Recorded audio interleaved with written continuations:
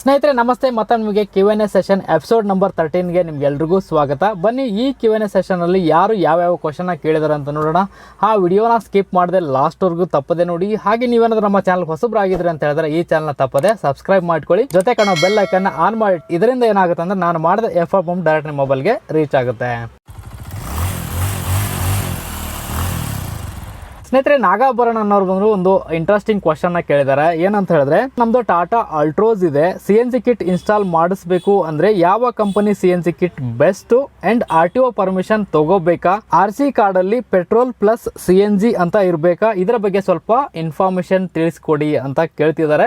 ನಿಮಗೆ ಕಂಗ್ರಾಚುಲೇಷನ್ಸ್. ಯಾಕಂತ ಹೇಳಿದ್ರೆ ನೀವು ಗಾಡಿ ಟಾಟಾ ಅಲ್ಟ್ರೋಸ್ ಏನಿದೆ ಇದು ಬಂದ್ಬಿಟ್ಟು ಒಂದು great choice terms of safety aspect ಅಲ್ಲಿ ಇರ್ಬೋದು. ಅಂದ್ರೆ 5 ಸ್ಟಾರ್ ಸೇಫ್ಟಿ ಎಕ್ಸ್ಪೀರಿಯನ್ಸ್ ಇದೆ, most affordable feature loaded premium hatchback Tata Altroz. But ಏನಂತ ಹೇಳಿದ್ರೆ ನೀವು ಅಷ್ಟೇ ಅಲ್ಲ, ಎಲ್ಲ ಆಲ್ಮೋಸ್ಟ್ ಕಾರ್ ಓನರ್ಸ್ ಏನಿದೆ ಈ ಗಾಡಿನ ಏನ್ ತಗೋಬೇಕು ಅನ್ಕೊಂಡಿದ್ದಾರೆ ಅವ್ರು ಎಲ್ಲರೂ ಬಂದ್ಬಿಟ್ಟು ಸೀರಿಯಸ್ ಆಗಿದ್ದಾರೆ. ಅಂದ್ರೆ CNG ಕಿಟ್ ಅನ್ನ ಇನ್ಸ್ಟಾಲೇಷನ್ ಮಾಡಿಸ್ಬೇಕು ಅಂತ. ಯಾಕಂತ ಹೇಳಿದ್ರೆ ರೀಸನ್ ನಿಮ್ಗೆ ಗೊತ್ತಾ ಇದೆ, ಪೆಟ್ರೋಲ್ ರೇಟ್ ಬಂದ್ಬಿಟ್ಟು 100 ಕ್ರಾಸ್ ಆಗಿದೆ, ಹಾಗೆ ಬಂದ್ಬಿಟ್ಟು ಹೈಕ್ ಆಗ್ತಾ ಹೋಗ್ತಾನೆ ಇದೆ. ಈ ಟೈಮ್ ನಲ್ಲಿ ಬಂದ್ಬಿಟ್ಟು ಎಲ್ಲರೂ ಹಾಗೆ ಯೋಚನೆ ಮಾಡ್ತಾರೆ, CNG ಕಿಟ್ ಅನ್ನ ಇನ್ಸ್ಟಾಲೇಷನ್ ಮಾಡಿಸ್ಕೊಂಡ್ಬಿಟ್ಟು ನಾವು ಡ್ರೈವ್ ಮಾಡಬೇಕು, ಸ್ವಲ್ಪ ಮಟ್ಟಿಗೆ ನಾವು ಅದನ್ನ ಸೇವ್ ಮಾಡ್ಬೋದು ಅಂತ. ಅಟ್ ಪ್ರೆಸೆಂಟ್ ಏನಂದ್ರೆ ಇದಕ್ಕೆ ಬಂದ್ಬಿಟ್ಟು CNG ಕಿಟ್ ಅಪ್ರೂವಲ್ ಏನಿದೆ ಅದು ನಿಮಗೆ ಸಿಗಲ್ಲ. ಟಾಟಾ ಅಲ್ಟ್ರೋಸ್ ಆಗಿರಲಿ ಅಥವಾ ಈಗ ಬರುವಂತ ಎಲ್ಲಾ BS6 ವೆಹಿಕಲ್ಸ್ ಗಳಲ್ಲಿ ಆಫ್ಟರ್ ಮಾರ್ಕೆಟ್ ಅಲ್ಲಿ ಬಂದ್ಬಿಟ್ಟು CNG ಫಿಟ್ಮೆಂಟ್ ಮಾಡಿಸೋದಕ್ಕೆ ನಿಮಗೆ ಪರ್ಮಿಷನ್ ಫಸ್ಟ್ ಆಫ್ ಆಲ್ ಸಿಗಲ್ಲ. ಒಂದು ಯಾಕಂತ ಹೇಳಿದ್ರೆ OEM ನವ್ರು ಬಂದ್ಬಿಟ್ಟು ಅಬ್ಜೆಕ್ಷನ್ ಇದೆ, BS6 ನಾಮ್ಸ್ ಏನಿದೆ ಅವು ಬಂದ್ಬಿಟ್ಟು ಆಫ್ಟರ್ ಮಾರ್ಕೆಟ್ ಅಲ್ಲಿ ಬಂದ್ಬಿಟ್ಟು CNG ಕಿಟ್ ಅನ್ನ ಇನ್ಸ್ಟಾಲೇಷನ್ ಮಾಡಿಸ್ಕೊಂಡಿವಿ ಅಂತ ಹೇಳಿದ್ರೆ ಅದು ಬಂದ್ಬಿಟ್ಟು ಫಾಲೋ ಮಾಡೋದಿಲ್ಲ, ಅದನ್ನ ವೈಲೇಟ್ ಮಾಡ್ದಂಗೆ ಆಗುತ್ತೆ ಅಂತ ಸೇಫ್ಟಿ ಆಸ್ಪೆಕ್ಟ್ ಇಂದ ಪರ್ಮಿಷನ್ ನಿಮಗೆ ಫಸ್ಟ್ ಆಫ್ ಆಲ್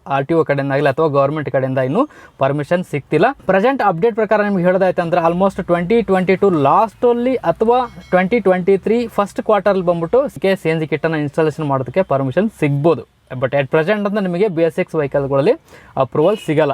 ಸೊ ಹೀಗಾಗಿ ನಿಮಗೆ RTO ಪರ್ಮಿಷನ್ ಸಿಗಲ್ಲ. ಒಂದು ಸೆಕೆಂಡ್ ಬಂದ್ಬಿಟ್ಟು ನೀವು ಯೋಚನೆ ಮಾಡಬೇಕಾಗಿರೋದು ಏನಂತ ಹೇಳಿದ್ರೆ, ಟಾಟಾ ಅಲ್ಟ್ರೋಸ್ ಗಾಡಿ ಬಂದ್ಬಿಟ್ಟು 3 ಸಿಲಿಂಡರ್ ಎಂಜಿನ್. ಇದರ ಈಗಿರುವಂಥ ಪ್ರೆಸೆಂಟ್ ಕರ್ಬ್ ವೇಟ್ ಅಂದ್ರೆ ಟೋಟಲ್ ಗಾಡಿಯ ವೇಟ್ ಏನಿದೆ ಆಲ್ಮೋಸ್ಟ್ ಬಂದ್ಬಿಟ್ಟು 1035 kg. ಇದ್ರ ಮೇಲೆ ನೀವೇನಾದರೂ CNG ಕಿಟ್ ಅನ್ನ ಇನ್ಸ್ಟಾಲ್ ಮಾಡಿಸ್ಕೊಂಡ್ರಿ ಅಂತ ಹೇಳಿದ್ರೆ, ಈಗ CNG ಕಿಟ್ ಇನ್ಸ್ಟಾಲೇಷನ್ ಆದಮೇಲೆ ಟೋಟಲ್ ಗಾಡಿಯ ಕರ್ಬ್ ವೇಟ್ ಟೋಟಲ್ ವೇಟ್ ಬಂದ್ಬಿಟ್ಟು ಆಲ್ಮೋಸ್ಟ್ ಬಂದ್ಬಿಟ್ಟು 1100 kg ವರೆಗೂ ಆಗ್ಬೋದು, ಅಥವಾ ಅದಕ್ಕಿಂತ ಕ್ರಾಸ್ ಆಗ್ಬೋದು, ಅದಕ್ಕಿಂತನೂ ಹೆಚ್ಚಾಗ್ಬೋದು. ಎಟ್ ಪ್ರೆಸೆಂಟ್ ಗಾಡಿಯ ಪರ್ಫಾರ್ಮೆನ್ಸ್ ಅಂದ್ರೆ ಟಾಟಾ ಅಲ್ಟ್ರೋಸ್ ಎಂಜಿನ್ ಪರ್ಫಾರ್ಮೆನ್ಸ್ ಏನಿದೆ ಪೆಟ್ರೋಲ್ ಅಲ್ಲಿ ಬಂದ್ಬಿಟ್ಟು ಅವರೇಜ್ ಎಂಜಿನ್ ಗಾಡಿ ಬಂದ್ಬಿಟ್ಟು ಪಿಕಪ್ ಇರ್ಬೋದು, ಗಾಡಿಯ ಪರ್ಫಾರ್ಮೆನ್ಸ್ ಇರ್ಬೋದು, ಮತ್ತು ಪಂಚಿ ಫೀಲಿಂಗ್ ಏನಿದೆ ಬಂದ್ಬಿಟ್ಟು ಅದು ಬಂದ್ಬಿಟ್ಟು ನಿಮಗೆ ಅಲ್ಟ್ರೋಸಲ್ಲಿ ಸ್ವಲ್ಪ ಮಟ್ಟಿಗೆ ಅವರೇಜ್ ಅಂತಲೇ ಹೇಳ್ಬೋದು. ಸೊ ಇದ್ರ ಮೇಲೆ ನೀವು ಬಂದ್ಬಿಟ್ಟು CNG ಕಿಟ್ ಇನ್ಸ್ಟಾಲೇಷನ್ ಮಾಡಿಸ್ಕೊಂಡ್ರಿ ಅಂತ ಹೇಳಿದ್ರೆ ಸೊ ಆಲ್ಮೋಸ್ಟ್ ಬಂದ್ಬಿಟ್ಟು ಗಾಡಿಯ ಎಂಜಿನ ಪರ್ಫಾರ್ಮೆನ್ಸು ಪವರಲ್ಲಿ ಟಾರ್ಕಲ್ಲಿ ಬಂದ್ಬಿಟ್ಟು ಆಲ್ಮೋಸ್ಟ್ 15 to 20% ಡಿಗ್ರೇಡ್ ಆಗುತ್ತೆ, ಕಡಿಮೆ ಆಗುತ್ತೆ. ನೀವು ಟಾಟಾ ಅಲ್ಟ್ರೋಸಲ್ಲಿ ಬಂದ್ಬಿಟ್ಟು ನೀವು CNG ಕಿಟ್ ಅನ್ನ ಇನ್ಸ್ಟಾಲೇಷನ್ ಮಾಡಿಸ್ಕೋಬೇಕು ಅನ್ನೋ ಪ್ಲಾನ್ ಇತ್ತು ಅಂತ ಹೇಳಿದ್ರೆ ಖಂಡಿತ ಸ್ವಲ್ಪ ಮಟ್ಟಿಗೆ ಇದು ನಿಮಗೆ ಡಿಗ್ರೇಡ್ ಅಂತ ಅನ್ಕೋತೀನಿ ನನಗೆ. CNG ಕಿಟ್ ಇನ್ಸ್ಟಾಲೇಷನ್ ಮಾಡಿದ್ರೆ ಅಂತ ಹೇಳಿದ್ರೆ ಮೈಲೇಜಲ್ಲಿ ಬಂದ್ಬಿಟ್ಟು ಇನ್ಕ್ರೀಸ್ ಆಗ್ಬೋದು, ಬಟ್ ಗಾಡಿ ಎಂಜಿನ ಪರ್ಫಾರ್ಮೆನ್ಸ್ ಅಲ್ಲಿ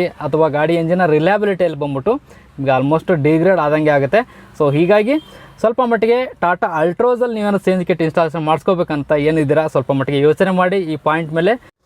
ಮತ್ತು ನೀವು ಕೇಳಿದ್ರೆ ಯಾವ CNG ಕಿಟ್ ಯಾವ ಕಂಪನಿಯ CNG ಕಿಟ್ ಬೆಸ್ಟು ಅಂತ ಹೇಳಿದ್ರೆ ನನಗೆ ಗೊತ್ತಿರೋವಾಗ BRC CNG ಕಿಟ್ ಅದು ಬಂದ್ಬಿಟ್ಟು ಚೆನ್ನಾಗಿ ಬರುತ್ತೆ. ಅದ್ರ ಜೊತೆ ಲೋವಾಟೋ CNG ಕಿಟ್ಟು ಕೂಡ ತುಂಬ ಚೆನ್ನಾಗಿ ಬರುತ್ತೆ.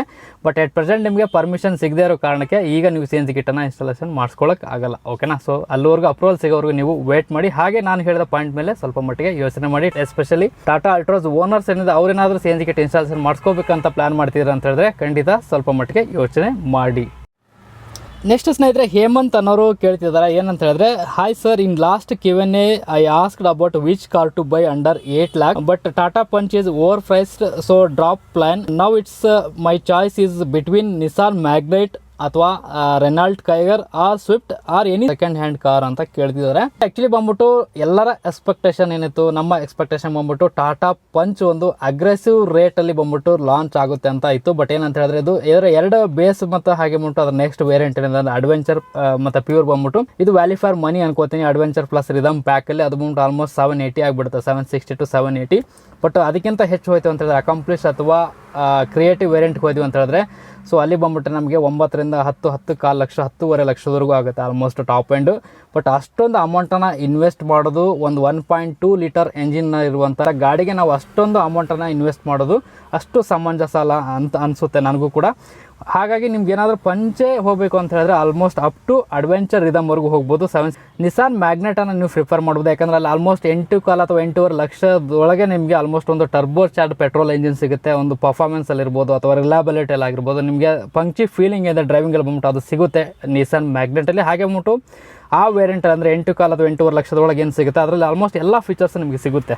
ಅಗತ್ಯ ಇರುವಂಥ ಎಲ್ಲ ಫೀಚರ್ಸು ಮತ್ತು ಸ್ವಲ್ಪ ಮಟ್ಟಿಗೆ ಹೆಚ್ಚಿನ ಫೀಚರ್ಸು ಸಹ ಸಿಗುತ್ತೆ ವಿತ್ ಟರ್ಬೋ ಚಾರ್ಜ್ ಪೆಟ್ರೋಲ್ ಇಂಜಿನಲ್ಲಿ. ಸೊ ನಿಸಾನ್ ಮ್ಯಾಗ್ನೆಟ್ನ ನೀವು ಪ್ರಿಫರ್ ಮಾಡ್ಬೋದು. ನನ್ನ ಒಪಿನಿಯನ್ ಕೇಳಿದ್ರೆ ಅಂತ ಹೇಳಿದ್ರೆ, ನೀವು ನಿಸಾನ್ ಮ್ಯಾಗ್ನೆಟ್ಗಿಂತ ಇದೇ ಪ್ರೈಸ್ ರೇಂಜಲ್ಲಿ ಈಗ ಏನಂದರೆ ಕೆಲವೊಂದು ಗಾಡಿಗಳಲ್ಲಿ ಎಸ್ಪೆಷಲಿ ಫೋರ್ಡ್ ಗಾಡಿಗಳು ಬಂದ್ಬಿಟ್ಟು 14-15 ಮಾಡಲ್ ಈಕೋ ಸ್ಪೋರ್ಟ್ ಗಾಡಿಗಳು ತುಂಬ ಗಾಡಿಗಳು ಸಿಗ್ತಾ ಇದಾವೆ ಮಾರ್ಕೆಟಲ್ಲಿ. ನಿಮಗೆ ಅಲ್ಲಿ ಆಲ್ಮೋಸ್ಟ್ 4-5 ಲಕ್ಷದ ಒಳಗಡೆಗೆ ಅಂತ ಸೂಪರ್ ಕಂಡೀಷನ್ ಇರೋ ಗಾಡಿಗಳು ಸಿಗ್ತಾ ಇದ್ದಾವೆ. ಸೆಕೆಂಡ್ ಹ್ಯಾಂಡ್ ಗಾಡಿಗಳಲ್ಲಿ ಏನಾದರೂ ಯೋಚನೆ ಮಾಡ್ತಿದ್ದೀರಾ ಅಂತ ಹೇಳಿದ್ರೆ, ತೊಗೋಬೇಕಂತ ಪ್ಲ್ಯಾನ್ ಮಾಡ್ತಿದ್ದೀರಾ ಅಂತ ಹೇಳಿದ್ರೆ ಖಂಡಿತ ನೀವು ಸ್ವಲ್ಪ ಮಟ್ಟಿಗೆ ಸರ್ಚ್ ಮಾಡಬೇಕಾಗುತ್ತೆ. ಸೊ ಆ ಚಾನ್ಸ್ ಏನಾದರೂ ಸಿಕ್ತು ಅಂತ ಹೇಳಿದ್ರೆ ಫೋರ್ಡ್ ಗಾಡಿಗಳು ಈಕೋ ಸ್ಪೋರ್ಟ್ ಆಗಿರ್ಬೋದು, ಫ್ರೀ ಸ್ಟೈಲ್ ಆಗಿರ್ಬೋದು, ಆಸ್ಪೈರ್ ಆಗಿರ್ಬೋದು. ಯಾಕಂದರೆ ಈಗ ಕಂಪನಿ ಇಂಡಿಯಾದಿಂದ ಕ್ವಿಟ್ ಆಗದಿಂದ ಸೊ ಆ ಒಂದು ರೀಸನಿಂದ ರೇಟ್ ಬಂದ್ಬಿಟ್ಟು ಒಂದು ಅಗ್ರೆಸಿವ್ ಪ್ರೈಸಲ್ಲಿ ನಿಮಗೆ ಸಿಗ್ತಾ ಇದಾವೆ ಸೆಕೆಂಡ್ ಹ್ಯಾಂಡ್ ಗಾಡಿಗಳು ಮಾರ್ಕೆಟಲ್ಲಿ. ಸ್ವಲ್ಪ ಮಟ್ಟಿಗೆ ನೀವು ಸರ್ಚ್ ಮಾಡಬೇಕಾಗುತ್ತೆ. ಟೈಮ್ ತೊಗೊಳ್ಳಿ, ಸರ್ಚ್ ಮಾಡಿ, ಒಳ್ಳೆ ಗಾಡಿ ನಿಮಗೆ ಸಿಗುತ್ತೆ. ಇನ್ ಕೇಸ್ ಏನಾದರೂ ಸೆಕೆಂಡ್ ಹ್ಯಾಂಡ್ ಗಾಡಿಗಿಂತ ಹೊಸ ಗಾಡಿನ ಪ್ರಿಫರ್ ಮಾಡಬೇಕು ಅಂತ ಮೈಂಡಲ್ಲಿತ್ತು ಅಂತ ಹೇಳಿದ್ರೆ ನಿಸಾನ್ ಮ್ಯಾಗ್ನೆಟನ್ನು ಪ್ರಿಫರ್ ಮಾಡಿ, ಬೆಟರ್ ಅನಿಸುತ್ತೆ ಪಂಚು ಅಥವಾ ಸ್ವಿಫ್ಟಿಗಿಂತ ಕಂಪೇರ್ ಮಾಡಿದ್ರೆ ಅಂತ ಹೇಳಿದ್ರೆ. ತೌಶಿ ಮೊಹಮ್ಮದ್ ಅನ್ನೋರು ಕೇಳ್ತಾ ಇದ್ದಾರೆ, ಸರ್ ಗೇರ್ ಚೇಂಜ್ ಮಾಡುವಾಗ ಸ್ಟೇರಿಂಗ್ ತಿರುಗಿ ವೀಲ್ ಸೈಡ್ಗೆ ಹೋಗುತ್ತೆ, ಪ್ಲೀಸ್ ಅದು ಆಗದೇ ರೀತಿ ಗೇರ್ ಚೇಂಜ್ ಮಾಡುವ ಮೆಥಡನ್ನು ಹೇಳ್ಕೊಡಿ ಅಂತ ಕೇಳ್ತಿದ್ದಾರೆ. ಇದಕ್ಕೆ ಕಾರಣ ಏನಂತ ಹೇಳಿದ್ರೆ, ಫಸ್ಟ್ ಬಂದ್ಬಿಟ್ಟು ನೀವು ಸ್ಟೇರಿಂಗನ್ನು ಹಿಡಿಯುವಂಥ ರೀತಿ, ಅಂದರೆ ಸ್ಟೇರಿಂಗನ್ನು ನೀವು ತುಂಬ ಟೈಟಾಗಿ ಹಿಡಿಯೋದು ಅಥವಾ ತುಂಬ ಲೂಸಾಗಿ ಹಿಡಿಯೋದು. ಆ್ಯಕ್ಚುಲಿ ಹ್ಯೂಮನ್ ಮೈಂಡ್ಸೆಟ್ ಹೇಗಿರುತ್ತೆ ಅಂತ ಹೇಳಿದ್ರೆ, ನಾವು ಏನಾದರೂ ತುಂಬ ಬಿಗಿಯಾಗಿ ಒತ್ತಡ ಹಾಕಿ ನಾವು ಹಿಡ್ಕೊಂಡಿವಿ ಅಂತ ಹೇಳಿದ್ರೆ ಎರಡು ಕೈಯಿಂದ, ಸೊ ಒಂದು ಕೈಯಿಂದ ಏನಾದರೂ ನಾವು ಪ್ರೆಷರ್ ಮಾಡಿದ್ವಿ ಲೆಫ್ಟ್ ಟು ರೈಟ್ ಅಂತ ಹೇಳಿದ್ರೆ ಇನ್ನೊಂದು ಕೈಯಿಂದ ಅದ್ರ ಆಪೋಸಿಟ್ ಆಗಿ ರಿಯಾಕ್ಟ್ ಮಾಡುತ್ತೆ. ನೀವು ಲೆಫ್ಟ್ ಹ್ಯಾಂಡಿಂದ ಏನಾದರೂ ಗೇರ್ ಚೇಂಜ್ ಮಾಡಬೇಕಾದ್ರೆ ಈ ರೀತಿ ಪುಷ್ ಮಾಡ್ತಿರಲ್ವ ಲೆಫ್ಟ್ ಸೈಡ್ಗೆ, ಸೊ ಆ ಟೈಮಲ್ಲಿ ನಮ್ಮ ಬಲಗೈ ಬಂದ್ಬಿಟ್ಟು ನಮ್ಮ ರೈಟ್ ಸೈಡ್ಗೆ ಪ್ರೆಷರ್ ತೊಗೊಳುತ್ತೆ. ಸೊ ಆವಾಗ ನಮ್ಮ ಸ್ಟೇರಿಂಗ್ ಬಂದ್ಬಿಟ್ಟು ಸ್ವಲ್ಪ ಮಟ್ಟಿಗೆ ರೈಟ್ ಸೈಡ್ಗೆ ಎಳೆಯುತ್ತೆ, ಗಾಡಿ ಬಂದ್ಬಿಟ್ಟು ರೈಟ್ ಸೈಡ್ಗೆ ಹೋಗ್ತಿರುತ್ತೆ. ಅದೇ ನೀವು ಸ್ಟೇರಿಂಗ್ ಗೇರನ್ನು ನೀವು ರೈಟ್ಗೆ ಪುಲ್ ಮಾಡ್ಕೊಂಡ್ರಿ ಅಂತ ಹೇಳಿದ್ರೆ ನಮಗೆ ಈ ರೀತಿ ನಮ್ಮ ರೈಟ್ ಹ್ಯಾಂಡ್ ಬಂದ್ಬಿಟ್ಟು ಲೆಫ್ಟ್ ಸೈಡ್ಗೆ ಪ್ರೆಷರ್ ತೊಗೊಳುತ್ತೆ. ಅವಾಗ ಬಂದ್ಬಿಟ್ಟು ನಮ್ಮ ಸ್ಟೇರಿಂಗು ಲೆಫ್ಟ್ ಸೈಡ್ಗೆ ಟರ್ನ್ ಆಗುತ್ತೆ, ಗಾಡಿ ಬಂದ್ಬಿಟ್ಟು ಲೆಫ್ಟ್ ಟರ್ನ್ಗೆ ಹೋಗುತ್ತೆ. ಸೊ ಇದಕ್ಕೆ ಮೇನ್ ರೀಸನ್ ಇಷ್ಟೇ, ನೀವು ಸ್ಟೇರಿಂಗನ್ನು ತುಂಬ ಟೈಟಾಗಿ ಹಿಡ್ಕೋಬಾರ್ದು. ಗೇರ್ ಚೇಂಜ್ ಮಾಡಬೇಕಾದ್ರೆ ನೀವು ಗೇರ್ ಲಿವರ್ನ ನೋಡ್ಕೊಂಬಿಟ್ಟು ಗೇರ್ ಚೇಂಜ್ ಮಾಡಿದ್ರಿ ಅಂತ ಹೇಳಿದ್ರೆ, ಸೊ ಆ ಅಭ್ಯಾಸದಿಂದನೂ ಕೂಡ ನಮ್ಮ ಗಾಡಿ ಬಂದ್ಬಿಟ್ಟು ಆ ಕಡೆ ಈ ಕಡೆ ಹೋಗುವಂಥ ಚಾನ್ಸಸ್ ಇರುತ್ತೆ. ಸೊ ಗೇರ್ ಚೇಂಜ್ ಮಾಡಬೇಕಾದ್ರೆ ನಮ್ಮ ಕಾನ್ಸಂಟ್ರೇಷನ್ ಬಿಟ್ಟು ರೋಡ್ ಮೇಲ್ಗಡೆ ಇರಬೇಕು. ನಾವು ಗೇರನ್ನ ಲಿವರ್ನ ನೋಡ್ಕೊಳ್ಳೋದು ಹಾಗೇ ನಾವು ಗೇರ್ ಚೇಂಜ್ ಮಾಡೋದನ್ನು ಕಲಿಬೇಕು. ಅದಾದಮೇಲೆ ಬಂದ್ಬಿಟ್ಟು ರೋಡಲ್ಲಿ ನಾವು ಡ್ರೈವ್ ಮಾಡೋಕ್ಕೆ ಹೋಗ್ಬೇಕು. ಮೆಥಡನ್ನು ನೀವು ಅಪ್ಲೈ ಮಾಡಿ ಖಂಡಿತ ನಿಮ್ಮದು ಇಶ್ಯೂ ಏನಿದೆ ಗೇರ್ ಚೇಂಜ್ ಮಾಡಬೇಕಾದ್ರೆ ಗಾಡಿ ಆ ಕಡೆ ಈ ಕಡೆ ಹೋಗೋದು ಖಂಡಿತ ಅವಾಯ್ಡ್ ಆಗುತ್ತೆ. ವಿಷು ಅನ್ನೋರಿಗೆ ಏನು ಕೇಳ್ತಿದ್ದಾರೆ ಅಂತ ಹೇಳಿದ್ರೆ, sir which car is best in Kwid or Alto 800 ಅಂತ ಕೇಳ್ತಿದ್ದಾರೆ. ಎಂಟ್ರಿ ಲೆವೆಲ್ ಒಂದು ಬಡ್ಜೆಟ್ ಫ್ರೆಂಡ್ಲಿ ಗಾಡಿಗಳಲ್ಲಿ 2 ಗಾಡಿ, ಒಂದು ಕ್ವಿಡ್ ಹಾಗೆ ಬಂದ್ಬಿಟ್ಟು ಆಲ್ಟೋ 800. ಸೊ ಇವೆರಡು ಗಾಡಿಗಳಲ್ಲಿ ಯಾವುದು ಬೆಸ್ಟು ಅಂತ ಇವ್ರ ಕ್ವಶನ್ನು. ನನ್ನ ಕೇಳಿದ್ರೆ ಅಂತ ಹೇಳಿದ್ರೆ ಇವೆರಡು ಗಾಡಿಗಳು ಏನಿದಾವೆ, ಈ ಒಂದು entry level hatch back, mini hatch back, ಹಾಗೆ ಬಂದ್ಬಿಟ್ಟು ಒಂದು ಬಡ್ಜೆಟ್ ಫ್ರೆಂಡ್ಲಿ ಕಾರ್ಸ್. ಕ್ವಿಡ್ ಬಂದ್ಬಿಟ್ಟು ಆಯಾ ಸೆಗ್ಮೆಂಟಲ್ಲಿ ಪ್ರೈಸ್ ಸೆಗ್ಮೆಂಟಲ್ಲಿ ಎರಡು ಬೆಸ್ಟ್. ಕ್ವಿಡ್ ಬಂದ್ಬಿಟ್ಟು ಒಂದು ಡಿಸೈನಲ್ಲಿ ಆಗಿರ್ಬೋದು, ಲುಕ್ಕಲ್ಲಿ ಆಗಿರ್ಬೋದು ಪ್ಲಸ್ ಪಾಯಿಂಟ್. ಹಾಗೆ ಬಂದ್ಬಿಟ್ಟು ಆಲ್ಟೋ ಬಂದ್ಬಿಟ್ಟು ನಿಮಗೆ ಎಂಜಿನ ರಿಲಯಬಿಲಿಟಿಯಲ್ಲಿ ಆಗಿರ್ಬೋದು, ಹಾಗೆ ಪರ್ಫಾರ್ಮೆನ್ಸಲ್ಲಿ ಆಗಿರ್ಬೋದು, ಹಾಗೆ ಸರ್ವಿಸ್ ನೆಟ್ವರ್ಕ್, ಮಾರುತಿ ಸುಜುಕಿಯ ಸರ್ವಿಸ್ ನೆಟ್ವರ್ಕ್ ಎಲ್ಲರಿಗೂ ಗೊತ್ತಿರುವಂಥದ್ದೇ. ಆಲ್ಟೋ ನೀವು ತೊಗೊಂಡಿವಿ ಅಂತ ಹೇಳಿದ್ರೆ ಸರ್ವಿಸ್ ನೆಟ್ವರ್ಕ್ ಆಗಿರ್ಬೋದು, ಹಾಗೆ ರೀಸೇಲ್ ವ್ಯಾಲ್ಯೂ ಆಗಿರ್ಬೋದು, ಹಾಗೆ ಎಂಜಿನ ರಿಲಯಬಿಲಿಟಿ ಆಗಿರ್ಬೋದು. ಸೊ ಇದು ಬಂದ್ಬಿಟ್ಟು ಈ ಪ್ಲೇಸಲ್ಲಿ ಈ ಪಾಯಿಂಟ್ಸಲ್ಲಿ ನೋಡಿದ್ರೆ ಅಂತ ಹೇಳಿದ್ರೆ ಆಲ್ಟೋ 800 ಬೆಸ್ಟು. ನಿಮಗೆ ಡಿಸೈನ್ ಬೇಕು, ಲುಕ್ ಚೆನ್ನಾಗಿರಬೇಕು, ಹಾಗೆ ಬಂದ್ಬಿಟ್ಟು ಸ್ವಲ್ಪ ಮಟ್ಟಿಗೆ ಸ್ಪೇಸ್ ಆಗಿರಬೇಕು, ಕ್ಯಾಬಿನ್ ಬಂದ್ಬಿಟ್ಟು ಸ್ವಲ್ಪ ಕಂಫರ್ಟ್ ಆಗಿರಬೇಕು ಅಂತ ಹೇಳಿದ್ರೆ ಕ್ವಿಡ್ ಬಂದ್ಬಿಟ್ಟು ನಿಮಗೆ ತುಂಬ ಸೂಟ್ ಆಗುತ್ತೆ. ಸೊ ನೀವು ಪ್ರಿಫರ್ ಮಾಡಿ, ನಿಮಗೆ ಡಿಸೈನು ಲುಕ್ಕು ಇಂಪಾರ್ಟೆಂಟಾ, ಹಾಗೆ ಕ್ಯಾಬಿನು ಸ್ಪೇಸು ತುಂಬ ಇಂಪಾರ್ಟೆಂಟ್ ಅಂದರೆ ಕ್ವಿಡ್ಗೆ ಹೋಗಿ. ನಿಮಗೆ ಎಂಜಿನ್ ರಿಲಯಬಿಲಿಟಿ ಇಂಪಾರ್ಟೆಂಟು, ಹಾಗೆ ಸರ್ವಿಸ್ ನೆಟ್ವರ್ಕ್ ಇಂಪಾರ್ಟೆಂಟು, ಹಾಗೆ ಬಂದ್ಬಿಟ್ಟು ರೀಸೇಲ್ ವ್ಯಾಲ್ಯೂ ನಮಗೆ ಬೇಕು ನೆಕ್ಸ್ಟು ಅಂತ ಹೇಳಿದ್ರೆ ಮಾರುತಿ ಸುಜುಕಿ ಆಲ್ಟೋ 800ಗೆ ಹೋಗಿ. ನೆಕ್ಸ್ಟ್ ವೆಂಕಟೇಶ್ TC ಅನ್ನೋರು ಕೇಳ್ತಿದ್ದಾರೆ, ಏನಂತ ಹೇಳಿದ್ರೆ, ಸರ್ ಕಾರ್ ಟೈರ್ಗೆ ಲಿಮಿಟ್ಗಿಂತ ಜಾಸ್ತಿ ಏರ್ ಫಿಲ್ ಮಾಡಿಸಿದ್ರೆ ಡ್ರೈವಿಂಗಿಗೆ ಪ್ರಾಬ್ಲಮ್ ಆಗುತ್ತಾ, ಪ್ಲೀಸ್ ತಿಳಿಸ್ಕೊಡಿ ಅಂತ ಕೇಳ್ತಿದ್ದಾರೆ. ಏನಂತ ಹೇಳಿದ್ರೆ, ನಮ್ಮ ಕಾರ್ ಟೈರ್ಗಳಲ್ಲಿ ಅದು ಯಾವುದೇ ಕಂಪನಿಯ ಕಾರ್ ಆಗಿರಲಿ ನಿಮ್ಮ ಹತ್ರ, ಆ ಮ್ಯಾನುಫ್ಯಾಕ್ಚರ್ ಬಂದ್ಬಿಟ್ಟು ಒಂದು ಯೂಸರ್ ಮ್ಯಾನ್ಯುವಲಲ್ಲಿ ರೆಕಮೆಂಡ್ ಮಾಡಿರ್ತಾರೆ, ಮೆನ್ಷನ್ ಮಾಡಿರ್ತಾರೆ. ಸೊ ಆ ಕಾರ್ನ ಟೈರ್ಗಳಿಗೆ ಇಷ್ಟೇ PS ಟೈರ್ನ ನೀವು ಮೇಂಟೈನ್ ಮಾಡಬೇಕು ಅಂತ. ಫಾರ್ ಎಕ್ಸಾಂಪಲ್ ನಾನು ಯೂಸ್ ಮಾಡ್ತಿರುವಂಥ ಬೀಟ್ ಗಾಡಿಯಲ್ಲಿ ಎಲ್ಲ 4 ಟೈರ್ಗಳಲ್ಲೂ 32 PSI ಇರಬೇಕಂತ ಯೂಸರ್ ಮ್ಯಾನ್ಯುವಲಲ್ಲಿ ರೆಕಮೆಂಡ್ ಮಾಡಿರೋದು. ಅದಕ್ಕಿಂತ ಹೆಚ್ಚಿಗೆ ಅಂದರೆ ನನಗೆ 32ಗಿಂತ ಹೆಚ್ಚಿಗೆ 35, 40 ಏನಾದರೂ ನಾನು ಮೇಂಟೈನ್ ಮಾಡಿದೆ ಅಂತ ಹೇಳಿದ್ರೆ ಅವಾಗ ಏನಾಗುತ್ತೆ, ಕಾರ್ ಟೈರ್ಗಳಲ್ಲಿ ಲಿಮಿಟ್ಗಿಂತ ಜಾಸ್ತಿ ನಾವು ಏನಾದ್ರು ಫಿಲ್ ಮಾಡಿಸಿದ್ವಿ ಅಂತ ಹೇಳಿದ್ರೆ ಅದು ಬಂದ್ಬಿಟ್ಟು ಓವರ್ ದ ಇನ್ಫ್ಲೇಷನ್ ಆಗುತ್ತೆ. ಅದಕ್ಕಿಂತ ಕಡಿಮೆ ನಾವು ಏರ್ನ ಮೇಂಟೈನ್ ಮಾಡಿದ್ವಿ ಅಂತ ಹೇಳಿದ್ರೆ ಅಂಡರ್ ದ ಇನ್ಫ್ಲೇಷನ್ ಆಗುತ್ತೆ. ಈಗ ಓವರ್ ದ ಇನ್ಫ್ಲೇಷನ್ ಅಂದರೆ ಏನಂತ ಹೇಳಿದ್ರೆ, ಲಿಮಿಟ್ಗಿಂತ ಜಾಸ್ತಿ ಏರ್ ಫಿಲ್ ಮಾಡಿಸಿದ್ವಿ ಟೈರ್ಗೆ ಅಂತ ಹೇಳಿದ್ರೆ ಆವಾಗ ನಮ್ಮ ಟೈರ್ ಬಂದ್ಬಿಟ್ಟು ನಮ್ಮ ರೋಡನ್ನ ಸರ್ಫೇಸ್ ಏನಿದೆ ಟೈರ್ ಬಂದ್ಬಿಟ್ಟು ಅದು ಕಂಪ್ಲೀಟಾಗಿ ಟಚ್ ಆಗಿ ಮೂವ್ ಆಗಲ್ಲ.